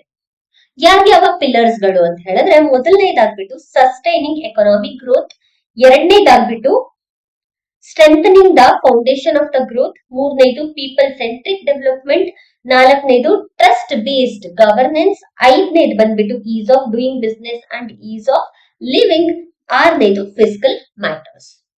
ಅಂದ್ರೆ ಮೊದಲನೇದಾಗಿ ಮ್ಯಾನುಫ್ಯಾಕ್ಚರಿಂಗ್ ನ ಫೋಕಸ್ ಮಾಡ್ತಿದೆ, ಎರಡನೇದಾಗಿ ಲೆಗಸಿ ಕ್ಲಸ್ಟರ್ಸ್ ಮೇಲೆ ಫೋಕಸ್ ಮಾಡ್ತಿದೆ. ಲೆಗಸಿ ಕ್ಲಸ್ಟರ್ಸ್ ಅಂದ್ರೆ ಏನು ಅಂತ ಹೇಳ್ಬಿಟ್ಟು ಹೇಳ್ತೀನಿ. ಲೆಗಸಿ ಕ್ಲಸ್ಟರ್ಸ್ ಅಂತ ಹೇಳಿದ್ರೆ ಒಂದು ಜಿಯೋಗ್ರಫಿಕಲ್ ಏರಿಯಾಸ್ ಅಲ್ಲಿ ಟ್ರೆಡಿಷನಲ್ ಇಂದ ಅಂದ್ರೆ ತುಂಬಾ ಡೆಕೇಡ್ಸ್ ಗಳಿಂದ ಕೆಲವೊಂದು ಇಂಡಸ್ಟ್ರೀಸ್ ಲೊಕೇಟ್ ಆಗಿರುತ್ತೆ. ಅದು ಒಂದಕ್ಕೊಂದು ಕನೆಕ್ಟೆಡ್ ಆಗಿರುತ್ತಲ್ವಾ. ಅಂಡ್ ಸಪ್ಲೈಸ್ಗೂ ಕೂಡ ಸ್ಪೆಷಲೈಸ್ಡ್ ಆಗಿರುತ್ತೆ. ಸಪ್ಲೈಯರ್ಸ್ಗೂ ಕೂಡ ಒಂದಕ್ಕೊಂದು ಕನೆಕ್ಟೆಡ್ನೆಸ್ ಇರುತ್ತೆ. ಈ ರೀತಿಯ ಕಂಪನೀಸ್ ಗಳು ತುಂಬಾ ವರ್ಷಗಳಿಂದ ವರ್ಕಿಂಗ್ ಕೆಪಾಸಿಟಿಯಲ್ಲಿ ಬಿಲ್ಡ್ ಆಗ್ತಾ ಇರುತ್ತೆ, ವರ್ಕಿಂಗ್ ಅಲ್ಲಿ ಇರುತ್ತೆ. ಬಟ್ ಆದ್ರೆ ಈಗ ಇರುವಂತಹ ಟೆಕ್ನಾಲಜೀಸ್ಗೆ ಇದು ಇರೋದಿಲ್ಲ. ಓಲ್ಡ್ ಟ್ರೆಡಿಷನಲ್ ರೂಟೆಡ್ ಮೆಥಡ್ಸ್ ಅನ್ನ ಯೂಸ್ ಮಾಡ್ತಿರತ್ತೆ. ಇದನ್ನ ರೆಜುವಿನೇಟ್ ಮಾಡೋದ್ರಿಂದ ನ್ಯೂ ಟೆಕ್ನಾಲಜೀಸ್ ನ ಇನ್ಕಲ್ಕೇಟ್ ಮಾಡ್ಕೋಬಹುದು. ಅಂದ್ರೆ ಆರ್ಟಿಫಿಷಿಯಲ್ ಇಂಟೆಲಿಜೆನ್ಸ್ ನ ಆಗಿರ್ಬೋದು, ರೊಬೋಟಿಕ್ ಟೆಕ್ನಾಲಜೀಸ್, ಐಒಟಿಸ್ ಗಳು, ಈ ರೀತಿಯಾದಂತಹ ಹೊಸ ಟೆಕ್ನಾಲಜೀಸ್ ಗಳನ್ನ ಅಡಾಪ್ಟ್ ಮಾಡಬಹುದು ಅಂತ ಹೇಳ್ಬಿಟ್ಟು ಲೆಗಸಿ ಕ್ಲಸ್ಟರ್ಸ್ ಗಳನ್ನ ತರಲಾಗಿದೆ. ಈ ಲೆಗಸಿ ಕ್ಲಸ್ಟರ್ಸ್ ಗಳನ್ನ ರೆಗ್ಯುಲೇಟ್ ಮಾಡೋದ್ರಿಂದ ಇದಕ್ಕೆ ಮಾಡರ್ನ್ ಮ್ಯಾನುಫ್ಯಾಕ್ಚರರ್ಸ್ ಹಬ್ಬನ್ನ ಕ್ರಿಯೇಟ್ ಮಾಡೋದಕ್ಕೆ ಹೆಲ್ಪ್ ಆಗುತ್ತೆ ಅಂಡ್ ಕಾಂಪಿಟೇಷನ್ ಕೂಡ ಇಂಪ್ರೂವ್ ಮಾಡೋದಕ್ಕೆ ಹೆಲ್ಪ್ ಆಗುತ್ತೆ. ಮೂರನೇದು ಬಂದ್ಬಿಟ್ಟು MSME, micro small medium enterprises. ಇದು ಮೂರನೆಯ ಪಿಲ್ಲರು. ನಾಲ್ಕನೆಯ ಪಿಲ್ಲರ್ ಬಂದ್ಬಿಟ್ಟು ಇನ್ಫ್ರಾಸ್ಟ್ರಕ್ಚರ್ ಡೆವಲಪ್ಮೆಂಟ್. ಇನ್ಫ್ರಾಸ್ಟ್ರಕ್ಚರ್ ಡೆವಲಪ್ಮೆಂಟ್ ಇದು ನಾಲ್ಕನೆಯ ಪಿಲ್ಲರು. ಐದನೆಯ ಪಿಲ್ಲರ್ ಬಂದ್ಬಿಟ್ಟು ಎನರ್ಜಿ ಸೆಕ್ಯೂರಿಟಿ. ಐದನೇದು energy security. So energy security development ಗೆ ಇಲ್ಲಿ ಫೋಕಸ್ ನ ಮಾಡಲಾಗ್ತಿದೆ. ಸಿಕ್ಸ್ತ್ ಡೆವಲಪ್ಮೆಂಟ್ ಬಂದ್ಬಿಟ್ಟು city economic regions. City economic region ಅಂದ್ರೆ ಒಂದು ಸಿಟಿಯನ್ನ ಡೆವಲಪ್ ಮಾಡೋದಕ್ಕೋಸ್ಕರ ಸಿಟಿ ಎಕನಾಮಿಕ್ ರೀಜನ್ಸ್ ಗಳನ್ನ ತಗೊಬಂದಿದ್ದಾರೆ. ಸಿಟಿ ಡ್ರಿವೆನ್ ಜಿಯೋಗ್ರಫಿಕಲ್ ಗ್ರೋತ್ ಅನ್ನ ಇಲ್ಲಿ ಫೋಕಸ್ ಮಾಡ್ತಾ ಇದ್ದಾರೆ. ಸೊ ಇದಿಷ್ಟು ಈಗ ಫೋಕಸ್ ಮಾಡ್ತಾ ಇರುವಂತಹ 6 ಗ್ರೋತ್ ಅಂಡ್ ಡೆವಲಪ್ಮೆಂಟ್ ನ ಪಿಲ್ಲರ್ಸ್ ಆಗಿದೆ. So let's see first pillar ಅಥವಾ ಫಸ್ಟ್ ಕರ್ತವ್ಯವನ್ನ ನೋಡೋಣ. ಈ ಫಸ್ಟ್ ಕರ್ತವ್ಯದಲ್ಲಿ ಅಥವಾ ಫಸ್ಟ್ ಸ್ಟೇಜ್ ಪಿಲ್ಲರ್ ಅಲ್ಲಿ 7 ಸ್ಟ್ರಾಟಜಿಕ್ ಸೆಕ್ಟರ್ಸ್ ಗಳನ್ನ ಫೋಕಸ್ ಮಾಡಲಾಗಿದೆ. ಇಲ್ಲಿ ಎಲ್ಲಾ ಸೆಕ್ಟರ್ಸ್ ಗಳನ್ನ ಕೂಡ ಮೆನ್ಷನ್ ಮಾಡಿದ್ದಾರೆ. ಮೊದಲನೇದಾಗಿ ಬಯೋಫಾರ್ಮಾ ಶಕ್ತಿ. ಬಯೋಫಾರ್ಮಾ ಶಕ್ತಿ ಇದರಲ್ಲಿ 5 ವರ್ಷಕ್ಕೆ ಒಟ್ಟು 10 ಕೋಟಿ ರು ವೆಚ್ಚವನ್ನ ಇಲ್ಲಿ ಇಡ್ಲಾಗಿದೆ. ಯಾವುದಕ್ಕೋಸ್ಕರ? ಬಯೋಲಾಜಿಕ್ಸ್ ಅಂಡ್ ಬಯೋಸಿಮಿಲರ್ಸ್. ಬಯೋಲಾಜಿಕ್ಸ್ ಅಂದ್ರೇನು, ಬಯೋಸಿಮಿಲರ್ಸ್ ಅಂದ್ರೇನು ಅಂತ ನೋಡೋಣ. ಸೊ ಈ ಬಯೋಲಾಜಿಕ್ಸ್ ಮತ್ತೆ ಬಯೋಸಿಮಿಲರ್ಸ್ ಗಳನ್ನ ತರಬೇಕು ಅಂತ ಹೇಳ್ಬಿಟ್ಟು ಒಟ್ಟು 10 ಕೋಟಿ ರೂಪಾಯಿಗಳನ್ನ 5 ವರ್ಷದ ಹೊತ್ತಿಗೆ ಇಲ್ಲಿ ಇಡ್ಲಾಗ್ತಾ ಇದೆ. ಭಾರತವನ್ನ ಒಂದು ಗ್ಲೋಬಲ್ ಬಯೋಫಾರ್ಮಸ್ಯೂಟಿಕಲ್ ಮ್ಯಾನುಫ್ಯಾಕ್ಚರಿಂಗ್ ಹಬ್ ಆಗಿ ಡೆವಲಪ್ ಮಾಡೋದು ಈ ಒಂದು ಬಯೋಫಾರ್ಮಾ ಶಕ್ತಿಯ ಮುಖ್ಯ ಉದ್ದೇಶ. ಸೊ ಗ್ಲೋಬಲಿ ಭಾರತದ ಬಯೋಫಾರ್ಮಸ್ಯೂಟಿಕಲ್ ಗೆ ಪ್ಲೇಸ್ ನ ಒದಗಿಸ್ಕೊಡೋದೇ ಇದರ ಮುಖ್ಯ ಉದ್ದೇಶ. ಹೊಸ 3 national institute of pharmaceutical education and research ನ ತಗೊಂಡ್ಬರ್ಬೇಕು. ಅಂದ್ರೆ national institute of pharmaceutical education and research institute ಗಳನ್ನ ತರಬೇಕು ಅನ್ನೋದು ಇದರ ಮುಖ್ಯ ಉದ್ದೇಶ. ಅದ್ರ ಜೊತೆಗೆ ಆಲ್ರೆಡಿ ಇರುವಂತಹ 7 national institute of pharmaceutical education and research ಗಳನ್ನ ಅಪ್ಗ್ರೇಡ್ ಮಾಡಬೇಕು ಅನ್ನೋದು ಇದರ ಇನ್ನೊಂದು ಉದ್ದೇಶ ಆಗಿದೆ. ಸೊ ಅದಕ್ಕೋಸ್ಕರ ಬಯೋಫಾರ್ಮವನ್ನ ತರ್ತಾ ಇದ್ದಾರೆ ಅಥವಾ ಬಯೋಫಾರ್ಮಾ ಶಕ್ತಿಯನ್ನ ತರ್ತಾ ಇದ್ದಾರೆ. ಇದರಲ್ಲಿ ಬಯೋಲಾಜಿಕ್ಸ್ ಅಂತ ಇದೆ. What is ಬಯೋಲಾಜಿಕ್ಸ್? ಬಯೋಲಾಜಿಕ್ಸ್ ಅಂತ ಹೇಳಿದ್ರೆ ಲಿವಿಂಗ್ ಆರ್ಗ್ಯಾನಿಸಮ್ಸ್ ಇಂದ ಕಾಂಪ್ಲೆಕ್ಸ್ ಆಗಿರುವಂತಹ ಮೆಡಿಸಿನ್ಸ್ ನ ಡಿರೈವ್ ಮಾಡ್ತೀವಲ್ವಾ, ಅದನ್ನ ಬಯೋಲಾಜಿಕ್ಸ್ ಅಂತ ಹೇಳಿ ಕರಿತೀವಿ. ಅದೇ ಬಯೋಸಿಮಿಲರ್ಸ್ ಅಂತ ಹೇಳಿದ್ರೆ ಸಿಮಿಲರ್ ಅಂದ್ರೇನು? ಕರೆಕ್ಟ್ ಆಗಿ ಸೇಮ್ ವರ್ಷನ್ ಅಲ್ಲಿ ಇರೋದು, ಕರೆಕ್ಟ್ ಅಲ್ವಾ? ಹೈಲಿ ಸಿಮಿಲರ್ ವರ್ಷನ್ ಅಲ್ಲಿರುವಂತಹ ಬಯೋಲಾಜಿಕ್ ಮೆಡಿಸಿನ್ಸ್ ಗಳನ್ನ ಡೆವಲಪ್ ಮಾಡೋದು ಇದು ಬಯೋಲಾಜಿಕ್ಸ್ ಅಂಡ್ ಬಯೋಸಿಮಿಲರ್ಸ್. ಎರಡನೇದಾಗಿ ಇಂಡಿಯಾ ಸೆಮಿಕಂಡಕ್ಟರ್ ಮಿಷನ್ 2.0 ಅನ್ನ ತರ್ತಾ ಇದೆ. ಸೊ ಯಾಕೆ ಸೆಮಿಕಂಡಕ್ಟರ್ ಮಿಷನ್ ಅಂತ ಹೇಳಿದ್ರೆ ಆಲ್ರೆಡಿ 2021ರಲ್ಲಿ ಇಂಡಿಯನ್ ಸೆಮಿಕಂಡಕ್ಟರ್ ಮಿಷನ್ ನ ತಗೊಬಂದಿತ್ತು, ಲಾಂಚ್ ಮಾಡಿತ್ತು. ಈಗ ಆ ಇಂಡಿಯನ್ ಸೆಮಿಕಂಡಕ್ಟರ್ ಮಿಷನ್ 2021 ಇತ್ತಲ್ಲ, ಅದನ್ನ ಸ್ಟ್ರೆಂಥನ್ ಮಾಡೋದಕ್ಕೋಸ್ಕರ ಸೆಕೆಂಡ್ ವರ್ಷನ್ ಆಗಿ 2.0 ಅನ್ನ ತರಲಾಗಿದೆ. 2021ರಲ್ಲಿ ಒಟ್ಟು 76,000 ಕೋಟಿ ರು ಅನ್ನ ಇದಕ್ಕೆ ಅಸೈನ್ ಮಾಡಲಾಗಿತ್ತು under the ministry of electronics and IT. ಈ ಪ್ರೋಗ್ರಾಮು ಸೆಮಿಕಂಡಕ್ಟರ್ಸ್ ಗಳ ಮ್ಯಾನುಫ್ಯಾಕ್ಚರರ್ಸ್ ಗೆ ಹಾಗೆಯೇ ಸೆಮಿಕಂಡಕ್ಟರ್ಸ್ ಗಳನ್ನ ಹ್ಯಾಂಡಲ್ ಮಾಡೋರ್ಗೆ ಫಿನಾನ್ಷಿಯಲ್ ಸಪೋರ್ಟ್ ನ ಕೊಡ್ಲಿಕ್ಕೆ ಅಂತ ತರಲಾಗ್ತದೆ. ನೆಕ್ಸ್ಟ್ ಎಲೆಕ್ಟ್ರಾನಿಕ್ಸ್ ಗಳಿಗೋಸ್ಕರ ಏನೇನನ್ನ ತಂದಿದ್ದಾರೆ ಅಂತ ಹೇಳಿದ್ರೆ ಈ ಎಲೆಕ್ಟ್ರಾನಿಕ್ಸ್ ಗೆ ಒಟ್ಟು 40,000 ಕೋಟಿ ರೂಗಳನ್ನ ಅಲೋಕೇಟ್ ಮಾಡಿದ್ದಾರೆ. ಎಲೆಕ್ಟ್ರಾನಿಕ್ ಕಾಂಪೋನೆಂಟ್ಸ್ ಮ್ಯಾನುಫ್ಯಾಕ್ಚರರ್ಸ್ ಗೆ ಎಲೆಕ್ಟ್ರಾನಿಕ್ ಕಾಂಪೋನೆಂಟ್ ಸ್ಕೀಮ್ ಅನ್ನ ತಗೊಂಡ್ಬಂದು ಅದರಲ್ಲಿ 40,000 ಕೋಟಿ ರೂಗಳ ಫಂಡ್ ಅನ್ನ ಕೊಡ್ಲಾಗಿದೆ ಡೆವಲಪ್ ಮಾಡ್ಲಿಕ್ಕೋಸ್ಕರ. Next rare earth corridors. ಇತ್ತೀಚೆಗೆ critical minerals, rare earth metals ಇದೆಲ್ಲ ತುಂಬಾನೇ ಇಂಪಾರ್ಟೆಂಟ್, ಯಾಕಂದ್ರೆ ನ್ಯೂಸ್ ಅಲ್ಲಿ ಇದ್ದೇ ಇದೆ ಯಾವಾಗ್ಲೂ. ಸೊ ರೇರ್ ಅರ್ತ್ ಕಾರಿಡಾರ್ಸ್ ಗಳನ್ನ ತರಬೇಕು ಅಂತ ಇಲ್ಲಿ ಹೇಳಲಾಗ್ತಿದೆ. ಎಲ್ಲೆಲ್ಲಿ ರೇರ್ ಅರ್ತ್ ಕಾರಿಡಾರ್ಸ್ ಗಳನ್ನ ತರಬೇಕು ಅಂತ ಹೇಳಿದ್ರೆ ಒಡಿಶಾ. ಸೊ ಈ ರೀಜನ್ಸ್ ಗಳಲ್ಲಿ ಜಾಸ್ತಿ ಮಿನರಲ್ಸ್ ಗಳು ಡೆಪಾಸಿಷನ್ಸ್ ಇದೆ, ಕರೆಕ್ಟ್ ಅಲ್ವಾ? ನೆಕ್ಸ್ಟ್ ಕೇರಳ, ಆಂಧ್ರ ಪ್ರದೇಶ್ ಹಾಗೆ ತಮಿಳುನಾಡಿನಲ್ಲಿ ಹೊಸದಾದಂತಹ ರೇರ್ ಅರ್ತ್ ಕಾರಿಡಾರ್ಸ್ ಗಳನ್ನ ತಗೊಂಡ್ಬರ್ಬೇಕು ಅನ್ನೋದು ಇದರ ಇಂಟೆನ್ಷನ್. ಸೊ ಮೈನಿಂಗಿಗೆ, ಪ್ರೊಸೆಸಿಂಗಿಗೆ ಹಾಗೂ ರಿಸರ್ಚ್ ಅಂಡ್ ಡೆವಲಪ್ಮೆಂಟ್ಗೆ ಈ ರೀತಿಯಾದಂತಹ ಮ್ಯಾನುಫ್ಯಾಕ್ಚರರ್ಸ್ಗೆ ಡೆಡಿಕೇಟೆಡ್ ಆಗಿ ರೇರ್ ಅರ್ತ್ ಕಾರಿಡಾರ್ಸ್ ಗಳನ್ನ ಸೆಟ್ ಅಪ್ ಮಾಡೋದು. ಈ ಸ್ಕೀಮ್ ಸ್ಟೇಟ್ಸ್ ಗಳಿಗೆ 3 ಕೆಮಿಕಲ್ ಪಾರ್ಕ್ ಗಳನ್ನ ಎಸ್ಟಾಬ್ಲಿಷ್ ಮಾಡೋಕ್ಕೂ ಕೂಡ ಸಪೋರ್ಟ್ ಮಾಡ್ತಿದೆ. ಸೊ 3 ಕೆಮಿಕಲ್ ಪಾರ್ಕ್ ಗಳನ್ನ ಕೂಡ ಇದ್ರ ಅಂಡರ್ ಅಲ್ಲಿ ತರ್ತಾ ಇದ್ದಾರೆ. ಈ ಕೆಮಿಕಲ್ ಪಾರ್ಕ್ ಗಳು ಯಾವ ರೀತಿ ವರ್ಕ್ ಆಗುತ್ತೆ ಅಂತ ಹೇಳಿದ್ರೆ, ಡೊಮೆಸ್ಟಿಕ್ ಮ್ಯಾನುಫ್ಯಾಕ್ಚರರ್ಸ್ಗೆ ಸಪೋರ್ಟ್ ಮಾಡೋದಕ್ಕೆ ಕ್ಲಸ್ಟರ್ ಬೇಸ್ಡ್ ಹಾಗೂ plug and play challenges route ಗಳನ್ನ ಕ್ರಿಯೇಟ್ ಮಾಡಿ ಕೊಡುತ್ತೆ.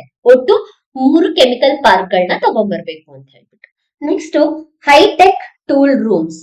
ಹೈಟೆಕ್ ಟೂಲ್ ರೂಮ್ಸ್ ಅಂತ ಹೇಳಿದ್ರೆ ಆಟೋಮ್ಯಾಟೆಡ್ ಸರ್ವಿಸ್ ಬ್ಯೂರೋಸ್ ನ ಎನೇಬಲ್ ಮಾಡೋದಕ್ಕೋಸ್ಕರ, ಅಂದ್ರೆ ಸರ್ವಿಸ್ ಸೆಕ್ಟರ್ ಅಲ್ಲಿ ಆಟೋಮೇಟೆಡ್ ಸರ್ವಿಸ್ ಬ್ಯೂರೋಸ್ ನ ಎನೇಬಲ್ ಮಾಡೋದಕ್ಕೋಸ್ಕರ ಸೆಂಟ್ರಲ್ ಪಬ್ಲಿಕ್ ಸೆಕ್ಟರ್ ಎಂಟರ್ಪ್ರೈಸಸ್ ಏನ್ ಮಾಡ್ತಿದೆ ಅಂತ ಹೇಳಿದ್ರೆ 2 ಲೊಕೇಶನ್ ಅಲ್ಲಿ, ಅಂದ್ರೆ 2 ಲೊಕೇಶನ್ ಅಲ್ಲಿ ಹೈಟೆಕ್ ಟೂಲ್ ರೂಮ್ಸ್ ಗಳನ್ನ ತರಲಾಗ್ತದೆ. ಸೊ ಇದು ಕೂಡ ಮೇಜರ್, ಬಿಕಾಸ್ ಎಕ್ಸಾಮ್ ಅಲ್ಲಿ ಈ ಹೈಟೆಕ್ ಟೂಲ್ ರೂಮ್ ನ ಕೂಡ ಕೇಳುವಂತಹ ಚಾನ್ಸಸ್ ಇರುತ್ತೆ. ನೆಕ್ಸ್ಟ್ ಡೊಮೆಸ್ಟಿಕ್ ಮ್ಯಾನುಫ್ಯಾಕ್ಚರಿಂಗ್ ನ ಸ್ಟ್ರೆಂಥನ್ ಮಾಡೋದಕ್ಕೋಸ್ಕರ construction and infrastructure equipment scheme ಅನ್ನ ತರ್ತಾ ಇದ್ದಾರೆ. ಸೊ ಇದರಿಂದ ಏನಾಗುತ್ತೆ ಅಂತ ಹೇಳಿದ್ರೆ, ಈ ಸ್ಕೀಮ್ ಇಂದ ಡೊಮೆಸ್ಟಿಕ್ ಕನ್ಸ್ಟ್ರಕ್ಷನಲ್ ಮ್ಯಾನುಫ್ಯಾಕ್ಚರಿಂಗ್ ಇನ್ನು ಕೂಡ ಇಂಪ್ರೂವ್ ಆಗ್ತಾ ಹೋಗುತ್ತೆ. ಕಂಟೈನರ್ ಮ್ಯಾನುಫ್ಯಾಕ್ಚರಿಂಗ್ ಸ್ಕೀಮ್ ಅನ್ನ ಕೂಡ ತರ್ತಾ ಇದ್ದಾರೆ. ಇದಕ್ಕೆ ಒಟ್ಟು 10,000 ಕೋಟಿಯನ್ನ 5 ವರ್ಷದ ಹೊತ್ತಿಗೆ ಅಲೋಕೇಟ್ ನ ಮಾಡಲಾಗ್ತಿದೆ. It is to build global competitive ecosystem ನ ಬಿಲ್ಡ್ ಮಾಡೋದಕ್ಕೆ ಇದು ತುಂಬಾನೇ ಹೆಲ್ಪ್ ಮಾಡುತ್ತೆ. ನೆಕ್ಸ್ಟ್ ಮಹಾತ್ಮ ಗಾಂಧಿ ಅವರ ಕನಸನ್ನ ನನ್ಸ್ ಮಾಡ್ಲಿಕ್ಕೋಸ್ಕರ, ಮಹಾತ್ಮ ಗಾಂಧಿ ಅವರ ಗ್ರಾಮ ಸ್ವರಾಜ್ ಇನಿಷಿಯೇಟಿವ್ ನ ಸ್ಟ್ರೆಂಥನ್ ಮಾಡೋದಕ್ಕೋಸ್ಕರ ಖಾದಿ, ಹ್ಯಾಂಡ್ಲೂಮ್ಸ್, ಹ್ಯಾಂಡಿಕ್ರಾಫ್ಟ್ ಇದು ಎಲ್ಲಾ ಏರಿಯಾಸ್ ನ ಸ್ಟ್ರೆಂಥನ್ ಮಾಡೋದಕ್ಕೋಸ್ಕರ ಇನ್ನೊಂದು ಸ್ಕೀಮ್ ಅನ್ನ ಅಥವಾ ಪ್ರೋಗ್ರಾಮ್ ಅನ್ನ ತರ್ತಾ ಇದ್ದಾರೆ. ಈ ರೀಜನ್ಸ್ ಅಲ್ಲಿ ಸ್ಕಿಲ್ ಪ್ರೋಗ್ರಾಮ್ಸ್ ಗಳನ್ನ, ಟ್ರೈನಿಂಗ್ ಗಳನ್ನ, ಬ್ರಾಂಡಿಂಗ್ ಮತ್ತೆ ಗ್ಲೋಬಲ್ ಮಾರ್ಕೆಟ್ ಲಿಂಕೇಜಸ್ ಗಳನ್ನ ಪ್ರೊವೈಡ್ ಮಾಡೋದಕ್ಕೋಸ್ಕರ ಟೆಕ್ಸ್ಟೈಲ್ ಸೆಕ್ಟರ್ ಇಂಟಿಗ್ರೇಟೆಡ್ ಪ್ರೋಗ್ರಾಮ್ ಅನ್ನ ತರ್ತಾ ಇದ್ದಾರೆ. So textile sector integrated programme ಅನ್ನ ತರ್ತಾ ಇದ್ದಾರೆ. ಸೊ ನೆಕ್ಸ್ಟ್ ಟೆಕ್ಸ್ಟೈಲ್ ಎಕ್ಸ್ಪಾನ್ಷನ್ ಹಾಗೆ ಎಂಪ್ಲಾಯ್ಮೆಂಟ್ ಸ್ಕೀಮ್ ಅನ್ನ ತಗೊಂಡ್ಬಂದಿದ್ದಾರೆ. ಟ್ರೆಡಿಷನಲ್ ಕ್ಲಸ್ಟರ್ಸ್ ಗಳನ್ನ ಮಾಡರ್ನೈಸ್ ಮಾಡೋಕೆ financial support, technology upgradation support ಹಾಗೂ ಕಾಮನ್ ಟೆಸ್ಟಿಂಗ್ ಫೆಸಿಲಿಟೀಸ್ ಅನ್ನ ಕೊಡೋದಕ್ಕೋಸ್ಕರ textile expansion and employment scheme ಅನ್ನ ತರಲಾಗ್ತಿದೆ. ಜೊತೆಗೆ ಮೆಗಾ ಟೆಕ್ಸ್ಟೈಲ್ ಪಾರ್ಕ್ ಗಳನ್ನ ಸ್ಟ್ರೆಂಥನ್ ಮಾಡಲಾಗುತ್ತೆ. ಟೆಕ್ಸ್ ಎಕೋ ಇನಿಷಿಯೇಟಿವ್ ನ ತರ್ತಾ ಇದ್ದಾರೆ. ಟೆಕ್ಸ್ ಎಕೋ ಇನಿಷಿಯೇಟಿವ್ ಇದರಿಂದ ಸಸ್ಟೈನಬಲ್ ಟೆಕ್ಸ್ಟೈಲ್ ಇಂಡಸ್ಟ್ರೀಸ್ ಗಳನ್ನ ಪ್ರಮೋಟ್ ಮಾಡೋದು ಈಸಿ ಆಗುತ್ತೆ.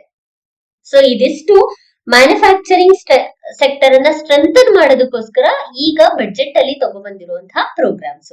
Next legacy clusters and champion of MSME. ಯಾವ ರೀತಿಯಾದಂತಹ ಚಾಂಪಿಯನ್ ಎಂಎಸ್ಎಂಇ ನ ಸ್ಟ್ರೆಂಥನ್ ಮಾಡೋದಕ್ಕೆ ಯಾವ ರೀತಿಯಾದಂತಹ ಸ್ಟೆಪ್ಸ್ ಗಳನ್ನ ತಗೊಂಡಿದ್ದಾರೆ ಅಂತ ಹೇಳ್ಬಿಟ್ಟು ನೋಡೋಣ. ಕ್ಲಸ್ಟರ್ ರಿವೈವಲ್ ಆಲ್ರೆಡಿ ಹೇಳಿದ್ದೆ ನಾನು ಮುಂಚೆನೆ, ಕ್ಲಸ್ಟರ್ಸ್ ಗಳನ್ನ ರೆಜುವಿನೇಟ್ ಮಾಡೋದು ಅಂತ. ಅದಕ್ಕೋಸ್ಕರ ಇಲ್ಲಿ 200 ಲೆಗಸಿ ಇಂಡಸ್ಟ್ರೀಸ್ ಕ್ಲಸ್ಟರ್ಸ್ ಗಳನ್ನ ರೆಜುವಿನೇಟ್ ಮಾಡುವಂತಹ ಗುರಿಯನ್ನ ಇಟ್ಕೊಂಡಿದೆ. ಇದರಲ್ಲಿ ಹೊಸ ಟೆಕ್ನಾಲಜಿಯನ್ನ ಅಡಾಪ್ಟ್ ಮಾಡಿಕೊಂಡು ಅಪ್ಗ್ರೇಡೇಷನ್ ಮಾಡಿ ಅವ್ರಿಗೆ ಬೆಟರ್ ಮಾರ್ಕೆಟಿಂಗ್ ಅಂಡ್ ಕಾಂಪಿಟೇಷನ್ ನ ಒದಗಿಸ್ಕೊಡ್ಬೇಕು ಅಂತ ಹೇಳ್ಬಿಟ್ಟು. ನೆಕ್ಸ್ಟ್ ಎಂಎಸ್ಎಂಇಗೆ ಇಕ್ವಿಟಿ ಸಪೋರ್ಟ್ ಅನ್ನ ಕೊಡ್ಲಿಕ್ಕೋಸ್ಕರ ಸ್ಮಾಲ್ ಮತ್ತೆ ಮೀಡಿಯಂ ಎಂಟರ್ಪ್ರೈಸಸ್ಗೆ 10,000 ಕೋಟಿ ಡೆಡಿಕೇಟೆಡ್ ಫಂಡಿಂಗ್ ಸಪೋರ್ಟ್ ಅನ್ನ ಕೊಡ್ತಿದೆ. ಅದೇ ತರ ಮೈಕ್ರೋ ಎಂಟರ್ಪ್ರೈಸಸ್ ಗಳಿಗೆ ಸೆಲ್ಫ್ ರಿಲಿಯಂಟ್ ಅನ್ನ ಇಂಪ್ರೂವ್ ಮಾಡೋದಕ್ಕೋಸ್ಕರ ಇಂಡಿಯಾ ಫಂಡ್, ಅಂದ್ರೆ ಸೆಲ್ಫ್ ರಿಲಿಯಂಟ್ ಇಂಡಿಯಾ ಫಂಡ್ ಅಂತ ಹೇಳ್ಬಿಟ್ಟು 2021ರಲ್ಲಿ ಎಸ್ಟಾಬ್ಲಿಷ್ ಮಾಡಿರ್ತಾರೆ. ಅದಕ್ಕೆ 2,000 ಕೋಟಿ ರೂಗಳನ್ನ ಟಾಪ್ ಅಪ್ ನ ಮಾಡಲಾಗ್ತಿದೆ. ಯಾವುದಕ್ಕೆ? ಮೈಕ್ರೋ ಎಂಟರ್ಪ್ರೈಸಸ್ಗೆ ಸಪೋರ್ಟ್ ನ ಮಾಡೋದಕ್ಕೋಸ್ಕರ. Next professional bodies, professional support ನ ಮಾಡ್ಲಿಕ್ಕೋಸ್ಕರ, ಪ್ರೊಫೆಷನಲ್ಸ್ಗೆ ಸಪೋರ್ಟ್ ನ ಮಾಡ್ಲಿಕ್ಕೋಸ್ಕರ ಐಸಿಎಐ ಅಂದ್ರೆ ಗೊತ್ತಲ್ವಾ? ಐಸಿಎಐ ಅಂತ ಹೇಳಿದ್ರೆ institute of chartered accountant of India, ICSI institute of company secretariat of India, ICMAI institute of cost accountant of India. ಈ ರೀತಿಯಾದಂತಹ ಬಾಡೀಸ್ಗೆ ಶಾರ್ಟ್ ಟರ್ಮ್ ಕೋರ್ಸಸ್ ಹಾಗೂ ಟೂಲ್ಸ್ ಗಳನ್ನ ಕ್ರಿಯೇಟ್ ಮಾಡೋದಕ್ಕೋಸ್ಕರ ಫಿನಾನ್ಷಿಯಲ್ ಸಪೋರ್ಟ್ ನ ಕೊಡುತ್ತೆ. ಅದಕ್ಕೋಸ್ಕರ ಕಾರ್ಪೊರೇಟ್ ಮಿತ್ರಾಸ್ ನ ತರಲಾಗಿದೆ. ಈ ಕಾರ್ಪೊರೇಟ್ ಮಿತ್ರಾಸ್ ಎಲ್ಲಿ ವರ್ಕ್ ಆಗುತ್ತೆ ಅಂತ ಹೇಳಿದ್ರೆ ಟೈರ್ 2 ಹಾಗೂ ಟೈರ್ 3 ಟೌನ್ಸ್ ಅಲ್ಲಿ ವರ್ಕ್ ಆಗುತ್ತೆ. ಇಲ್ಲಿ ಟ್ರೈನಿಂಗ್ ಈವನ್ ಪ್ಯಾರಾ ಪ್ರೊಫೆಷನಲ್ಸ್ಗೂ ಕೂಡ ಟ್ರೈನಿಂಗ್ ಅನ್ನ ಕೊಡ್ಲಾಗತ್ತೆ. MSME ಗೆ ಇದರಿಂದ ಹೆಲ್ಪ್ ಆಗುತ್ತೆ. ಸೊ ಇದು ಪ್ರೊಫೆಷನಲ್ ಸಪೋರ್ಟ್ಗೋಸ್ಕರ ತಂದಿರುವಂತ. ಇನ್ಫ್ರಾಸ್ಟ್ರಕ್ಚರ್ಗೆ ಮೊದಲನೇದಾಗಿ public capex and risk mitigation. 2026-27ರಲ್ಲಿ ಪಬ್ಲಿಕ್ ಕ್ಯಾಪಿಟಲ್ ಎಕ್ಸ್ಪೆಂಡಿಚರ್ ನ 12.2 lakh crore ಇನ್ಕ್ರೀಸ್ ಮಾಡಲಾಗಿದೆ. ಪ್ರೈವೇಟ್ ಡೆವಲಪರ್ಸ್ ಕಾನ್ಫಿಡೆಂಟ್ ಆಗಿ ಕನ್ಸ್ಟ್ರಕ್ಷನಲ್ ಫೇಸ್ ಅಲ್ಲಿ ಬೂಸ್ಟ್ ಮಾಡೋದಕ್ಕೆ, ಇನ್ಫ್ರಾಸ್ಟ್ರಕ್ಚರ್ ರಿಸ್ಕ್ ನ ಮಿಟಿಗೇಟ್ ಮಾಡೋದಕ್ಕೆ ಇದು ಹೆಲ್ಪ್ ಆಗುತ್ತೆ. ಇದಕ್ಕೋಸ್ಕರ setting up infrastructure risk guarantee fund ಅನ್ನ ತರಲಾಗ್ತಿದೆ. Next dedicated real estate investment trust ಹಾಗೂ ಸೆಂಟ್ರಲ್ ಪಬ್ಲಿಕ್ ಸೆಕ್ಟರ್ ಎಂಟರ್ಪ್ರೈಸಸ್ ಇದ್ರ ಮೂಲಕ government monetise high value asset efficiently. High value assets ಏನಿದೆ ಅದು ಡೆಟ್ ಅಂತ ಏನ್ ಅನ್ಕೋತಾ ಇರ್ತಾರೆ. ಅಂದ್ರೆ ರಿಯಲ್ ಎಸ್ಟೇಟ್ ಇನ್ವೆಸ್ಟ್ಮೆಂಟ್ ನ ಇನ್ನು ಕೂಡ ಬೂಸ್ಟ್ ಮಾಡ್ಲಿಕ್ಕೋಸ್ಕರ ಯಾವ್ದೆಲ್ಲ ಏರಿಯಾವನ್ನ ಡೆಡ್ ಇನ್ವೆಸ್ಟ್ಮೆಂಟ್ ಅಂತ ಅನ್ಕೋತಾ ಇರ್ತಾರೆ ಅಲ್ಲಿ ಮಾನಿಟೈಸೇಷನ್ ನ ಹೈ ವ್ಯಾಲ್ಯೂ ಅಸೆಟ್ಸ್ ಗಳನ್ನ ಎಫಿಷಿಯೆಂಟ್ ಆಗಿ ಕ್ರಿಯೇಟ್ ಮಾಡ್ಬೇಕು ಅಂತ ಹೇಳ್ಬಿಟ್ಟು ರಿಯಲ್ ಎಸ್ಟೇಟ್ ಇನ್ವೆಸ್ಟ್ಮೆಂಟ್ ಟ್ರಸ್ಟ್ ಮತ್ತೆ ಸೆಂಟ್ರಲ್ ಪಬ್ಲಿಕ್ ಎಂಟರ್ಪ್ರೈಸಸ್ ಎರಡು ಕೂಡ ಡೆಡಿಕೇಟೆಡ್ ಆಗಿ ವರ್ಕ್ ಮಾಡ್ತಿದೆ. ಇದರಿಂದ ಇನ್ವೆಸ್ಟರ್ಸ್ ಅಟ್ರಾಕ್ಟ್ ಆಗ್ತಾರೆ. ಸೊ ಇನ್ವೆಸ್ಟರ್ಸ್ ಅಟ್ರಾಕ್ಟ್ ಆದ್ರೆ ಇದು ಭಾರತದಲ್ಲಿ ಇನ್ವೆಸ್ಟ್ಮೆಂಟ್ ನ ಬೂಸ್ಟ್ ಮಾಡುತ್ತೆ ಅಥವಾ ಮನಿ ಸಪ್ಲೈ ಇಂದ ಮಾರ್ಕೆಟ್ ನ ಬೂಸ್ಟ್ ಮಾಡುತ್ತೆ. ಲಾಜಿಸ್ಟಿಕ್ ವಾಟರ್ ವೇಸ್ ಮತ್ತೆ ಕೋಸ್ಟಲ್ ಶಿಪ್ಪಿಂಗ್ ಗೋಸ್ಕರ ಇಲ್ಲಿ ದಂಕುನಿಯಿಂದ ಈಸ್ಟ್, ದಂಕುನಿಯಿಂದ ಸೂರತ್ ಇಂದ ವೆಸ್ಟ್ ಇಲ್ಲೇನ್ ಮಾಡ್ತಾ ಇದ್ದಾರೆ ಅಂತ ಹೇಳಿದ್ರೆ ಹೊಸ ಡೆಡಿಕೇಟೆಡ್ ಫ್ರೈಟ್ ಕಾರಿಡಾರ್ಸ್ ಗಳನ್ನ ಕ್ರಿಯೇಟ್ ಮಾಡ್ತಾ ಇದ್ದಾರೆ. ಸೊ ಹೊಸ ಫ್ರೈಟ್ ಕಾರಿಡಾರ್ಸ್ ಗಳನ್ನ ಕ್ರಿಯೇಟ್ ಮಾಡ್ತಾ ಇರೋದ್ರಿಂದ ಇಲ್ಲಿ ಇನ್ನು ಕೂಡ ಟ್ರೇಡಿಂಗ್ ಆಕ್ಟಿವಿಟೀಸ್ ಅಥವಾ ಇಂಪೋರ್ಟ್ ಅಂಡ್ ಎಕ್ಸ್ಪೋರ್ಟ್ ಆಕ್ಟಿವಿಟೀಸ್ ಗಳು ಬೂಸ್ಟ್ ಆಗುತ್ತೆ. ಅಷ್ಟೇ ಅಲ್ಲ 20 ಹೊಸ ನ್ಯಾಷನಲ್ ವಾಟರ್ ವೇಸ್ ಗಳನ್ನ ತರ್ತಾ ಇದ್ದಾರೆ. 5 ವರ್ಷದ ಒಳಗಡೆ 20 ಹೊಸ ವಾಟರ್ ವೇಸ್ ಗಳನ್ನ ನ್ಯಾಷನಲ್ ವಾಟರ್ ವೇಸ್ ಗಳನ್ನ ತರಬೇಕು ಅನ್ನೋದು ಇದರ ಮುಖ್ಯ ಉದ್ದೇಶ ಆಗಿದೆ. ಇದರ ನಿಟ್ಟಿನಲ್ಲಿ ಒಡಿಶಾದಲ್ಲಿ ನ್ಯಾಷನಲ್ ವಾಟರ್ ವೇ 5 ಅನ್ನ ಮೊದಲನೇದಾಗಿ ತರಬೇಕು ಅಂತ ಹೇಳ್ಬಿಟ್ಟು ಸ್ಟಾರ್ಟ್ ಮಾಡಿದ್ದಾರೆ. ನೆಕ್ಸ್ಟ್ ವಾರಣಾಸಿ ಹಾಗೂ ಪಾಟ್ನಾದಲ್ಲಿ ಶಿಪ್ ರಿಪೇರ್ ಅಪ್ಸ್ ಗಳನ್ನ ಇನ್ಲ್ಯಾಂಡ್ ವಾಟರ್ ವೇಸ್ ಗೋಸ್ಕರ ತರ್ತಾ ಇದ್ದಾರೆ. ಶಿಪ್ ರಿಪೇರ್ ಎಕೋಸಿಸ್ಟಮ್ ನ ಕ್ರಿಯೇಟ್ ಮಾಡೋದಕ್ಕೋಸ್ಕರ ಎಸ್ಪೆಷಲಿ ಇನ್ಲ್ಯಾಂಡ್ ವಾಟರ್ ವೇಸ್ ಅಲ್ಲಿ ಶಿಪ್ ರಿಪೇರ್ಸ್ ಗಳನ್ನ create ಮಾಡ್ಲಿಕ್ಕೋಸ್ಕರ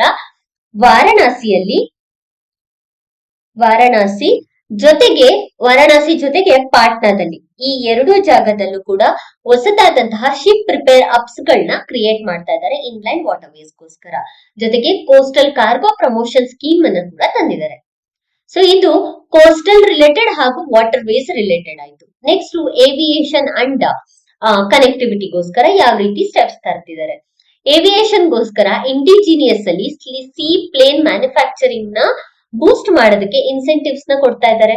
C plane UGF scheme ಅನ್ನ ತರ್ತಾ ಇದ್ದಾರೆ to support operation and tourism ಮತ್ತೆ ಆಪರೇಷನ್ ನ ಸಪೋರ್ಟ್ ಮಾಡೋದಕ್ಕೋಸ್ಕರ ಸಿ ಪ್ಲೇನ್ VGF ಸ್ಕೀಮ್ ಅನ್ನ ತರ್ತಾ ಇದ್ದಾರೆ ಇಂಡಿಜಿನಿಯಸ್ ಮ್ಯಾನುಫ್ಯಾಕ್ಚರರ್ಸ್ ಗೆ ಸಪೋರ್ಟ್ ಮಾಡೋದಕ್ಕೆ. ಜೊತೆಗೆ ಎನರ್ಜಿ ಸೆಕ್ಯೂರಿಟಿಗೋಸ್ಕರ 20,000 ಕೋಟಿ ರೂಗಳನ್ನ ಅಲೋಕೇಟ್ ನ ಮಾಡಲಾಗಿದೆ. 20,000 ಕೋಟಿ ರು 5 ವರ್ಷಕ್ಕೆ ಕೊಡ್ಲಾಗ್ತಿದೆ for carbon capture utilisation and storage technology, CCUS ಅಂತ ಹೇಳ್ಬಿಟ್ಟು ಕರಿತೀವಿ. Carbon capture utilisation and storage technology especially steel, cement ಹಾಗೂ ಪವರ್ ಸೆಕ್ಟರ್ಸ್ ಗಳಿಗೆ ಇದನ್ನ ಇನ್ವೆಸ್ಟ್ ನ ಮಾಡಲಾಗ್ತಿದೆ. Next city economic region development ಗೆ 5,000 ಕೋಟಿ ರೂಗಳನ್ನ ಕೊಡ್ಲಾಗ್ತಿದೆ. ಪರ್ ಸಿಟಿ ಎಕನಾಮಿಕ್ ರೀಜನ್ಸ್ ಗಳಿಗೆ ಅಂದ್ರೆ ಒಂದು ಸಿಟಿ ಎಕನಾಮಿಕ್ ರೀಜನ್ ಗೆ 5,000 ಕೋಟಿ ರೂಗಳನ್ನ ಕೊಡ್ಲಾಗ್ತಿದೆ ಮುಂದಿನ 5 ವರ್ಷಕ್ಕೆ. ಜೊತೆಗೆ 7 ಹೈ ಸ್ಪೀಡ್ ರೈಲ್ ಕಾರಿಡಾರ್ಸ್ ಗಳನ್ನ ತರ್ತಾ ಇದ್ದಾರೆ.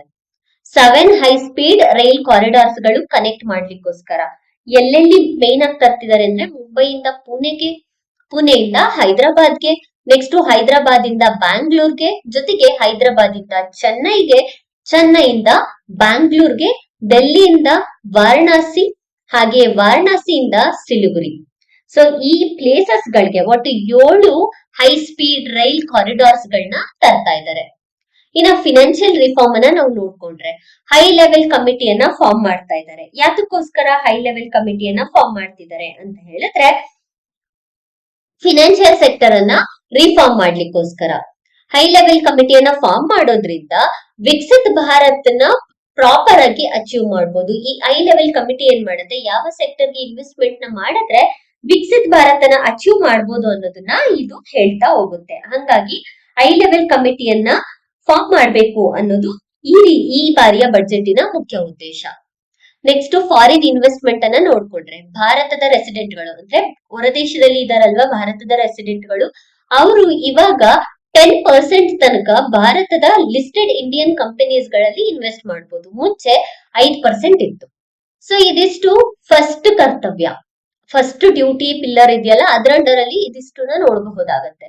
ಎರಡನೆಯ ಡ್ಯೂಟಿ ಬಂದ್ಬಿಟ್ಟು ಸರ್ವಿಸ್ ಸೆಕ್ಟರ್ ಅಲ್ಲಿ ಇದೆ ಅಂತಾನೆ ಹೇಳ್ಬೋದು. Human capitals, skill, service growth ಇದ್ರ ಮೇಲೆ ಎರಡನೆಯ ಕರ್ತವ್ಯ ಫೋಕಸ್ ಮಾಡಿದೆ.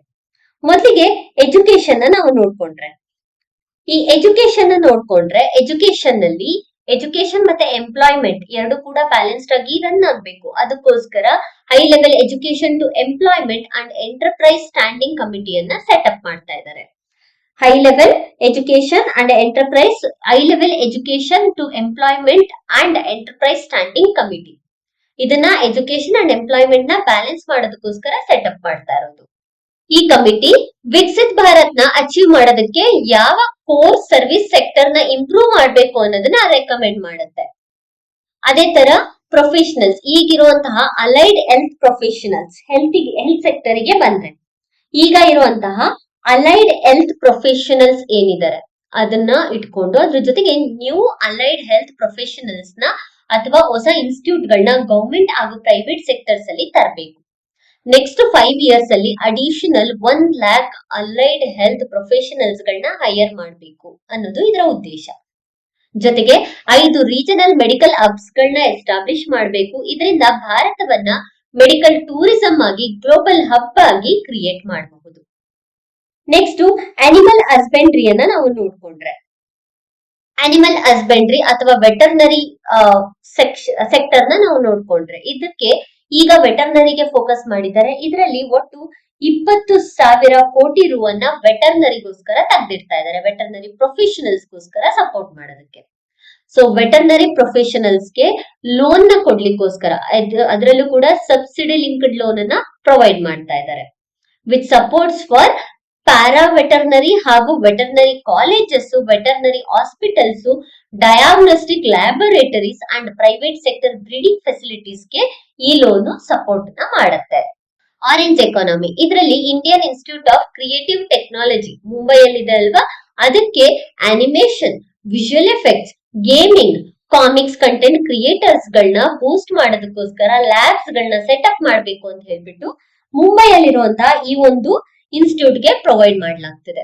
ಸೊ ಇದು ಮುಂದಿನ ವರ್ಷಗಳಲ್ಲಿ 15,000 ಸೆಕೆಂಡರಿ ಸ್ಕೂಲ್ಸ್ ಗಳು, 500 ಕಾಲೇಜಸ್ ಗಳನ್ನ ಕಂಟೆಂಟ್ ಕ್ರಿಯೇಟರ್ಸ್ ಗೆ, ಅನಿಮೇಷನ್ ಸೆಕ್ಟರ್ ಬೂಸ್ಟ್ ಮಾಡಕ್ಕೆ, ಗೇಮಿಂಗ್ ಸೆಕ್ಟರ್ ಬೂಸ್ಟ್ ಮಾಡೋದಕ್ಕೆ, ವಿಜುವಲ್ ಎಫೆಕ್ಟ್ ನ ಬೂಸ್ಟ್ ಮಾಡೋದಕ್ಕೆ, ಕಾಮಿಕ್ಸ್ ಕಂಟೆಂಟ್ ಕ್ರಿಯೇಟರ್ಸ್ ಗಳನ್ನ ಬೂಸ್ಟ್ ಮಾಡೋದಕ್ಕೋಸ್ಕರ ನೆಕ್ಸ್ಟ್ ಇನ್ವೆಸ್ಟ್ಮೆಂಟ್ ನ ಮಾಡ್ತಾ ಇದೆ.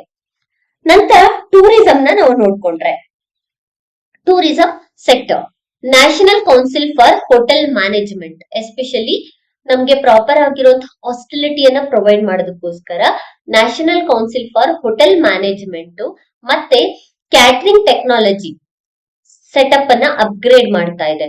ಜೊತೆಗೆ ನ್ಯಾಷನಲ್ ಇನ್ಸ್ಟಿಟ್ಯೂಟ್ ಆಫ್ ಹಾಸ್ಪಿಟಾಲಿಟಿ ಜೊತೆಗೆ ಮರ್ಜ್ ಮಾಡ್ತಿದೆ.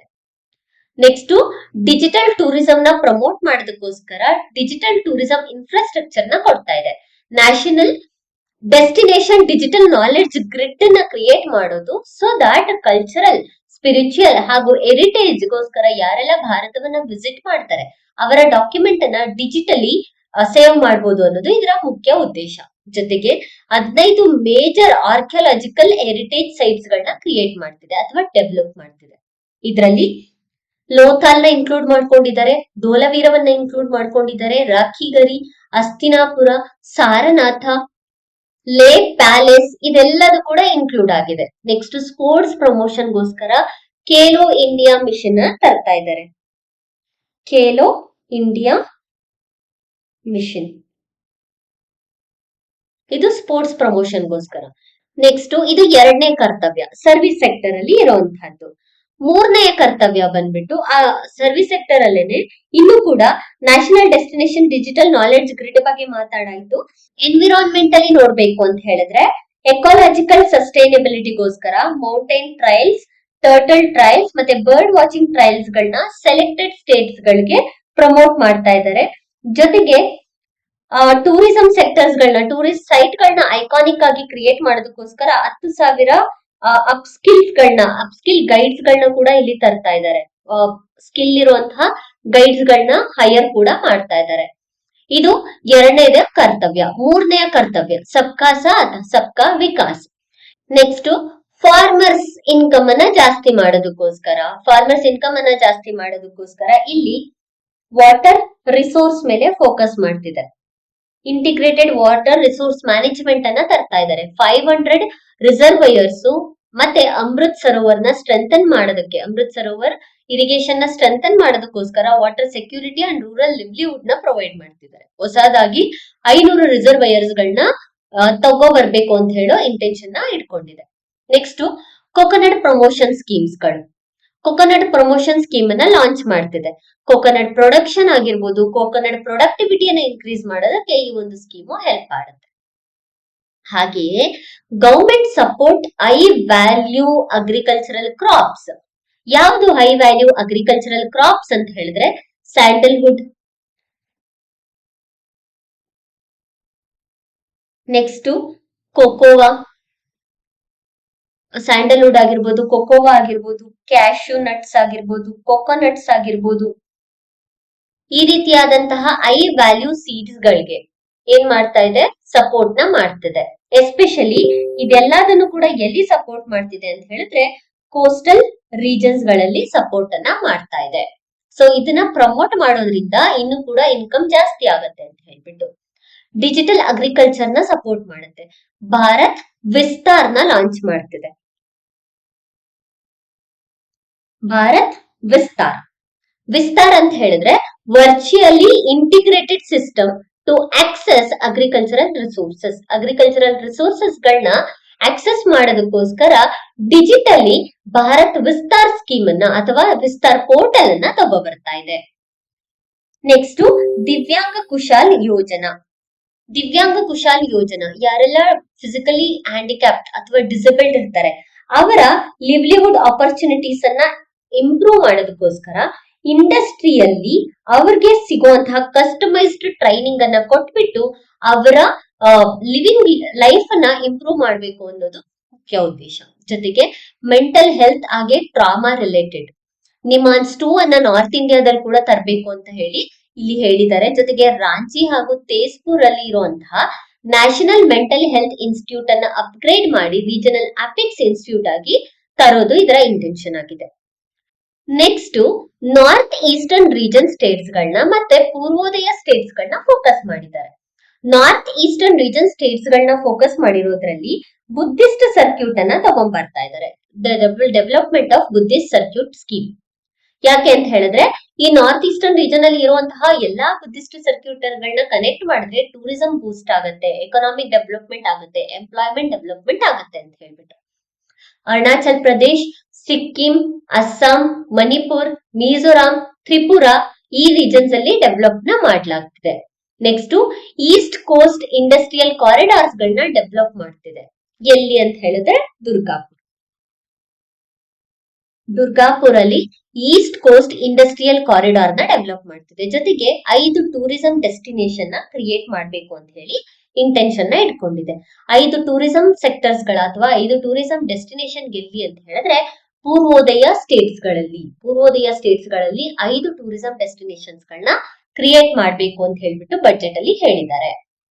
ನೆಕ್ಸ್ಟ್ ಪಬ್ಲಿಕ್ ಟ್ರಾನ್ಸ್ಪೋರ್ಟ್ ಅನ್ನ ಸಸ್ಟೈನಬಲಿ ಇಂಪ್ರೂವ್ ಮಾಡೋದಕ್ಕೋಸ್ಕರ 4,000 ಇ ಬಸ್ಸಸ್ ಗಳನ್ನ ಪೂರ್ವೋದಯ ಸ್ಟೇಟ್ಸ್ ಗಳಲ್ಲಿ ತರ್ತಾ ಇದ್ದಾರೆ. ಇದಿಷ್ಟು ಈಗ ತಂದಿರುವಂತಹ ಸ್ಕೀಮ್ಸ್ ಅಥವಾ ಪ್ರೋಗ್ರಾಮ್ಸ್ ಬಜೆಟ್ ಅಲ್ಲಿ ಈಗ ಅನೌನ್ಸ್ ಮಾಡಿರೋದು.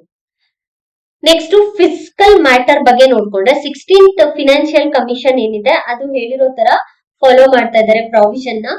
1.4 crore to the states for financial 2027 as finance commissions grant. Finance commission ಹೇಳಿರೋ ತರ 1.4 crore ಗ್ರಾಂಟ್ ಅನ್ನ ಕೊಡ್ಬೇಕು ಅಂತ ಹೇಳ್ಬಿಟ್ಟು. ನೆಕ್ಸ್ಟ್ ಇಲ್ಲಿ ಟ್ರೆಂಡ್ ಅನ್ನ ನಾವು ನೋಡ್ಕೊಳ್ತಾ ಹೋಗೋಣ. ಫಿಸ್ಕಲ್ ಟ್ರೆಂಡ್ ಅಂದ್ರೆ ಡೆಫಿಸಿಟ್ ಟ್ರೆಂಡ್. ಅದರಲ್ಲಿ ಇಲ್ಲಿ ಹೇಳ್ತಾ ಇರೋದು ಯಾವುದು ಅಂತ ಹೇಳಿದ್ರೆ ಮೊದಲನೇದಾಗಿ ಫಿಸ್ಕಲ್ ಡೆಫಿಸಿಟ್. ನಮ್ಗೆ ಇಲ್ಲಿ ನಂಬರ್ಸ್ ಗಳು ಅಷ್ಟು ಮ್ಯಾಟರ್ ಆಗಲ್ಲ, ಬಟ್ ಇಲ್ಲಿರುವಂತಹ ಡೆಫಿನೇಷನ್ಸ್ ಗಳನ್ನ ಕೇಳ್ತಾರೆ. ಫಿಸ್ಕಲ್ ಡೆಫಿಸಿಟ್ ಅಂದ್ರೇನು, ರೆವೆನ್ಯೂ ಡೆಫಿಸಿಟ್ ಅಂದ್ರೇನು, ಪ್ರೈಮರಿ ಡೆಫಿಸಿಟ್ ಅಂದ್ರೇನು, ಎಫೆಕ್ಟಿವ್ ರೆವೆನ್ಯೂ ಡೆಫಿಸಿಟ್ ಅಂದ್ರೇನು ಅಂತ ಕೇಳ್ತಾರೆ. ಸೊ ಫಸ್ಟ್ ಗೆ ಫಿಸ್ಕಲ್ ಡೆಫಿಸಿಟ್. ಫಿಸ್ಕಲ್ ಡೆಫಿಸಿಟ್ ಅಂತ ಹೇಳಿದ್ರೆ ಬಾರೋವರ್ಸ್ ನ ಬಿಟ್ಟು ಒಂದು ಫಿನಾನ್ಷಿಯಲ್ ಇಯರ್ ಅಲ್ಲಿ ಗವರ್ಮೆಂಟ್ ನ ಟೋಟಲ್ ಎಕ್ಸ್ಪೆಂಡಿಚರ್ ಏನಾದ್ರು ಟೋಟಲ್ ರೆಸಿಪ್ಟ್ಸ್ ಗಿಂತ ಅಂದ್ರೆ ಎಷ್ಟು ಬಂದಿದೆ ಅನ್ನೋದಕ್ಕಿಂತ ಎಷ್ಟು ಆಚೆ ಹೋಗಿದೆ ಅನ್ನೋದು ಜಾಸ್ತಿ ಇದ್ರೆ ಅದನ್ನ ಫಿಸ್ಕಲ್ ಡೆಫಿಸಿಟ್ ಅಂತ ಹೇಳ್ಬಿಟ್ಟು ಕರಿತೀವಿ. So this particular fiscal deficit indicates the fiscal health of a particular nation. So fiscal deficit is equal to total expenditure minus revenue receipt plus non-debt capital receipt. ಇದನ್ನ fiscal deficit ಅಂತ ಹೇಳಿ ಕರಿತೀವಿ.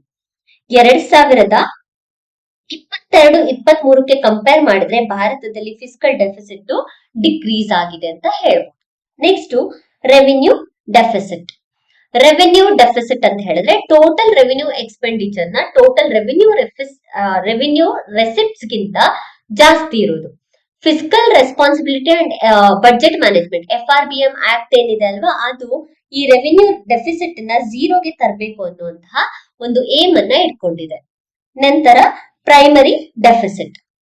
Primary deficit fiscal deficit of the current year. ಈ ವರ್ಷದ fiscal deficit minus interest payment of the previous year borrowings. ಕಳೆದ ವರ್ಷದಲ್ಲಿ ನಾವು ಏನು ಬಾರೋಯಿಂಗ್ಸ್ ನ ಮಾಡಿರ್ತೀವಿ, ಸಾಲವನ್ನು ತಗೊಂಡಿರ್ತೀವಿ, ಅದನ್ನ ಮೈನಸ್ ಮಾಡ್ಬಿಟ್ಟು ಎಷ್ಟು ಫಿಸ್ಕಲ್ ಡೆಫಿಸಿಟ್ ಇದೆ ಅಂತ ಹೇಳೋದೇ primary deficit. Next effective revenue deficit. Effective revenue deficit pure ಆಗಿ ಎಷ್ಟು ರೆವಿನ್ಯೂ ಎಕ್ಸ್ಪೆಂಡಿಚರ್ ನ ಕನ್ಸ್ಯೂಮ್ ಮಾಡಿದೀವಿ ಅನ್ನೋದು ಗೊತ್ತಾಗುತ್ತೆ ಎಫೆಕ್ಟಿವ್ ರೆವಿನ್ಯೂ ಡೆಫಿಸಿಟ್ ಇಂದ. ಸೊ ಇದೆಲ್ಲದನ್ನು ಕೂಡ ನೋಡಿದ್ರೆ 2022-23ರ ಹೊತ್ತಿಗೆ ಕಂಪೇರ್ ಮಾಡ್ಕೊಂಡ್ರೆ ಈಗ ಎಲ್ಲದು ಕೂಡ ಡಿಕ್ಲೈನ್ ಆಗ್ತಾನೆ ಬಂದಿದೆ, which is indicate the best ಅಂತ ಹೇಳ್ಬಿಟ್ಟು. ಅಂಡ್ ಇಲ್ಲಿ ಎಫೆಕ್ಟಿವ್ ರೆವಿನ್ಯೂ ಡೆಫಿಸಿಟ್ ಅಲ್ಲಿ ಬೇರೆ ಬೇರೆ ಸ್ಟೇಟ್ಸ್ ಗಳಲ್ಲಿ ಏನಾದ್ರು ಅಸೆಟ್ ನ ಕ್ರಿಯೇಟ್ ಮಾಡಿದ್ರೆ, ಅಂದ್ರೆ ಗ್ರಾಂಟ್ಸ್ ನ ಕೊಟ್ಟಿರ್ತೀವಲ್ವಾ, ಆ ಸ್ಟೇಟ್ಸ್ ಗಳೇನಾದ್ರು ಅಸೆಟ್ ನ ಕ್ರಿಯೇಟ್ ಮಾಡಿದ್ರು ಅಂತ ಹೇಳಿದ್ರೆ ಅದನ್ನ ಇಲ್ಲಿ ಮೈನಸ್ ಮಾಡ್ತೀವಿ, ಅಂದ್ರೆ ಕನ್ಸಿಡರ್ ನ ಮಾಡಲ್ಲ. ಇದು ಡೆಫಿಸಿಟ್ ಟ್ರೆಂಡ್. ಬಟ್ ಬಜೆಟ್ ಮಾಡ್ಬೇಕಂತ ಹೇಳಿದ್ರೆ ನಮ್ಗೆ ಅಮೌಂಟ್ ಎಲ್ಲಿಂದನಾದ್ರೂ ಬರ್ಬೇಕು, ಮತ್ತೆ ಅಮೌಂಟ್ ಎಲ್ಲಿಗೆ ಹೋಗಿದೆ ಅಂತ ಗೊತ್ತಾಗ್ಬೇಕು, ಕರೆಕ್ಟ್ ಅಲ್ವಾ? ಸೊ ಇಲ್ಲಿ rupee comes from rupee goes out. ನಿಮ್ಗೆ ಎಕ್ಸಾಮ್ ಅಲ್ಲಿ ಎಷ್ಟು ಅಮೌಂಟ್ ಬಂದಿದೆ ಅಂತ ಹೇಳಿ ಕೇಳೋದಿಲ್ಲ, ಬಟ್ ಎಷ್ಟು ಅಮೌಂಟ್ ಯಾವ ಏರಿಯಾಯಿಂದ ಜಾಸ್ತಿ ಬಂದಿದೆ, ಯಾವ ಏರಿಯಾಗೆ ಜಾಸ್ತಿ ಹೋಗಿದೆ ಅನ್ನೋದನ್ನ ಕೇಳುವಂತಹ ಚಾನ್ಸಸ್ ಇರುತ್ತೆ. ಅಥವಾ ಕ್ರೊನಾಲಜಿಕಲಿ ಆರ್ಡರ್ ಅನ್ನ ಬರೀರಿ ಅಂತ ಕೇಳುವಂತ ಚಾನ್ಸಸ್ ಇರುತ್ತೆ. ಮುಂಚೆ ಒಂದ್ಸಲ ಆಲ್ರೆಡಿ ಕೇಳಿದ್ದಾರೆ ಇದನ್ನ. ಸೊ ಇಲ್ಲಿ ನಾವು ನೋಡ್ಕೊಂಡ್ರೆ ಯಥೇಚ್ಛವಾಗಿ ಎಲ್ಲಿಂದ ನಮಗ್ ಬಂದಿದೆ ಮನಿ ಅಂತ ಹೇಳಿದ್ರೆ ದ ಮೇಜರ್ ಒನ್ ಇಸ್ 24%. ಅಂದ್ರೆ ಬಾರೋಯಿಂಗ್ಸ್ ಮತ್ತೆ ಲಿಯಾಬಿಲಿಟೀಸ್, ಸಾಲವನ್ನ ತಗೊಂಡಿರೋದ್ರಿಂದ ಮತ್ತೆ ಬೇರೆ ದೇಶಗಳಿಂದ ಅಥವಾ ಬೇರೆ ಬೇರೆ ಕಡೆಯಿಂದ ಬಾರೋ ಮಾಡಿರೋದ್ರಿಂದ 24% ಬರ್ತಿದೆ. ಎರಡನೇದಾಗಿ ಇನ್ಕಮ್ ಟ್ಯಾಕ್ಸ್ ಇಂದ, ಅಂದ್ರೆ ಇಂಡಿವಿಜುವಲ್ ಪರ್ಸನ್ ಟ್ಯಾಕ್ಸ್ ಅನ್ನ ಪೇ ಮಾಡ್ತಾರಲ್ವಾ, ಅದರಿಂದ 21% ಬಂದಿದೆ. ಅಂದ್ರೆ ಬಾರೋಯಿಂಗ್ಸ್ ಗೆ ಕಂಪೇರ್ ಮಾಡ್ಕೊಂಡ್ರೆ ಸೆಕೆಂಡ್ ರೀಜನ್ ಅಲ್ಲಿ ಇರೋದೇ ಇನ್ಕಮ್ ಟ್ಯಾಕ್ಸ್ ಇಂದ ಬಂದಿರುವಂತಹ ಅಮೌಂಟ್. ಮೂರನೇದಾಗಿ ಕಾರ್ಪೊರೇಟ್ ಟ್ಯಾಕ್ಸ್ ಇಂದ 18% ಬಂದಿದೆ. ನಾಲ್ಕನೇದಾಗಿ GST ಮತ್ತೆ ಅದರ್ ಟ್ಯಾಕ್ಸಸ್ ಇಂದ 15% ಬಂದಿದೆ. ಐದನೇದಾಗಿ ನಾನ್ ಟ್ಯಾಕ್ಸ್ ರೆವೆನ್ಯೂಸ್ ಇಂದ 10% ಬಂದಿದೆ. ನಾನ್ ಟ್ಯಾಕ್ಸ್ ರೆವೆನ್ಯೂಸ್ ಅಂತ ಹೇಳಿದ್ರೆ ಟ್ಯಾಕ್ಸ್ ಇಲ್ಲದೆ ಜನರೇಟ್ ಆಗಿರುತ್ತಲ್ಲ ರೆವೆನ್ಯೂಸ್ ಗಳು, ಅದರಿಂದ 10% ಬಂದಿದೆ. ನೆಕ್ಸ್ಟ್ ಆರನೇದಾಗಿ 6% ಯೂನಿಯನ್ ಎಕ್ಸರ್ಸೈಸ್ ಡ್ಯೂಟೀಸ್ ಇಂದ ಬಂದಿರೋದು 6%.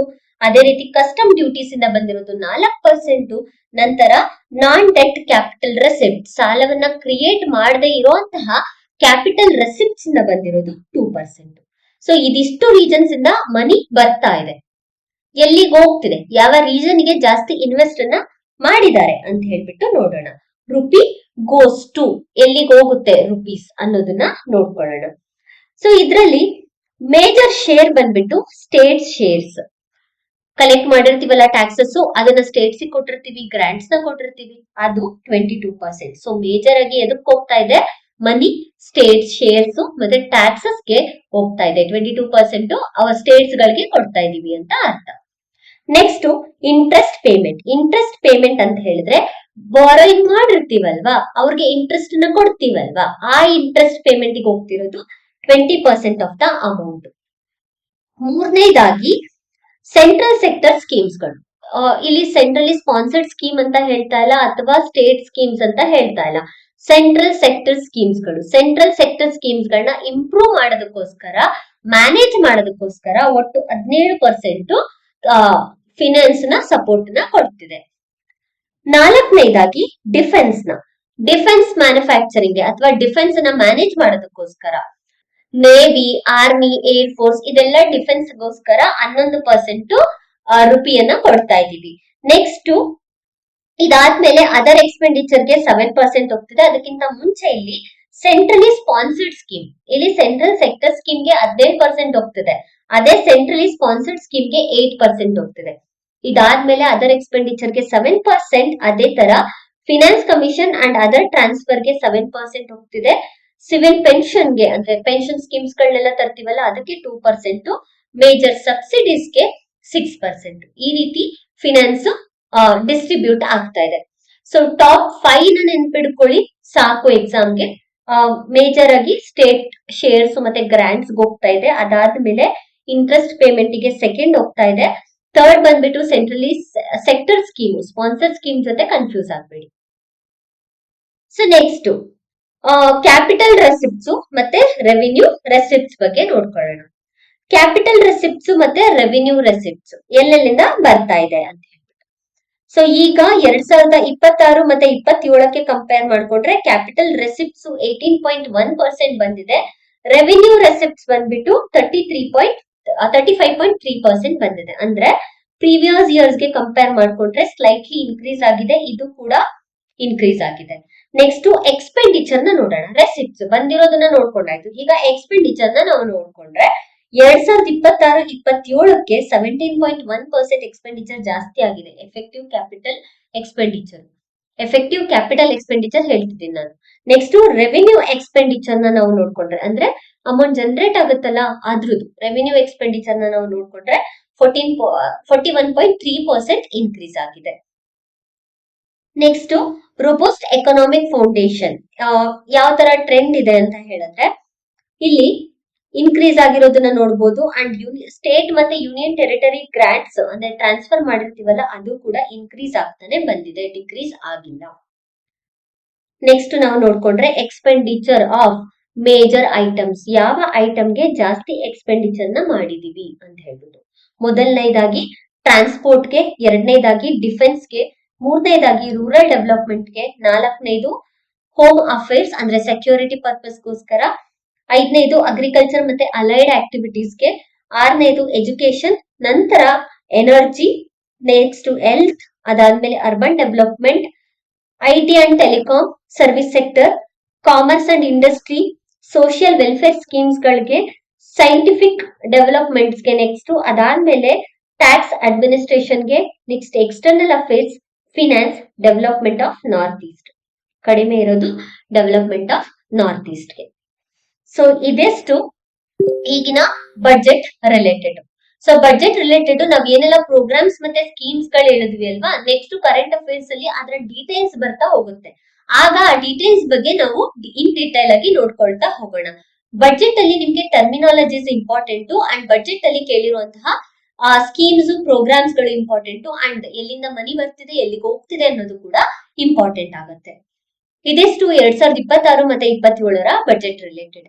ಇದೇ ರೀತಿಯಾದಂತಹ ಹೆಚ್ಚಿನ ವಿಡಿಯೋಸ್ಗಾಗಿ ನಮ್ಮ ಚಾನೆಲ್ ನ ಶೇರ್ ಮಾಡಿ ಮತ್ತೆ ಸಬ್ಸ್ಕ್ರೈಬ್ ಮಾಡಿ. Thank you for watching.